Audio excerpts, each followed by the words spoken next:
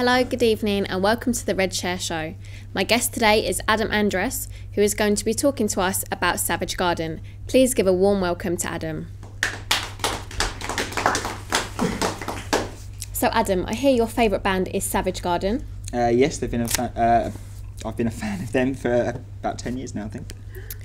Where's the band from? Australia. Have you been to any of their concerts at all? No, unfortunately not. By the time I actually became a proper fan, they'd already split up, so that was impossible. Before the split, would you have liked to have gone? Yeah, definitely. Although I was probably about... their first single was released in Australia back in 1996, which would have made me 9. So I would have been a little bit too young, and they hadn't actually ventured over to the UK till about 98 anyway. So out of the 4 albums, do you have a favourite at all?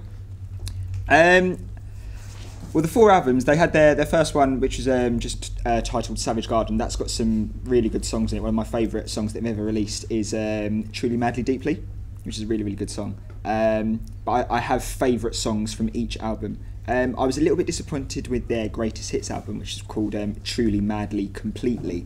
But basically the songs that I would have had down as their greatest hits, they didn't actually have on the album, which was a little bit disappointing. Oh, really?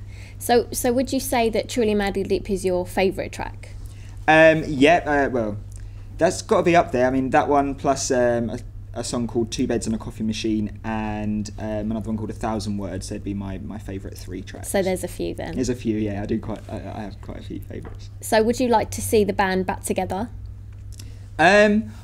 I would like to. The vocalist Darren Hayes has released. He's working on his 4th studio album at the moment. He is doing okay, but I'm not kind of liking where he's going. I do prefer the Savage Garden stuff.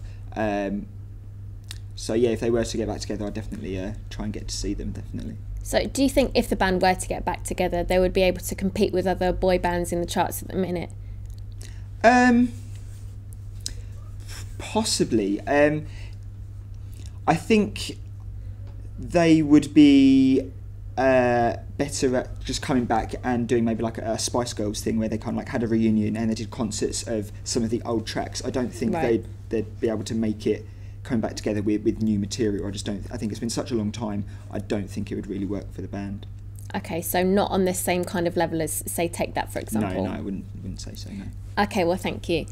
That's all we've got time for on tonight's show. We're back next week when we'll be talking to Pedro de Sena about his project Shakespeare in Times of Crisis. Until then, thank you and good night. Life as We Know It still holding its place in the charts. Life as We Know It premiered in UK cinemas on the 8th of October 2010. The Warner Brothers film took £14.5 million in its opening weekend and £18,121,000 to date. The film is produced by Barry Josephson and Paul Brooks, with many others having roles as executive producers, including the film's leading lady. Life as We Know It follows the journey of 2 middle-aged singletons, Holly and Messa.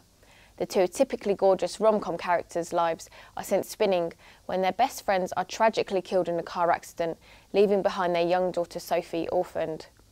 The 2 step in and take on the task of taking care of her.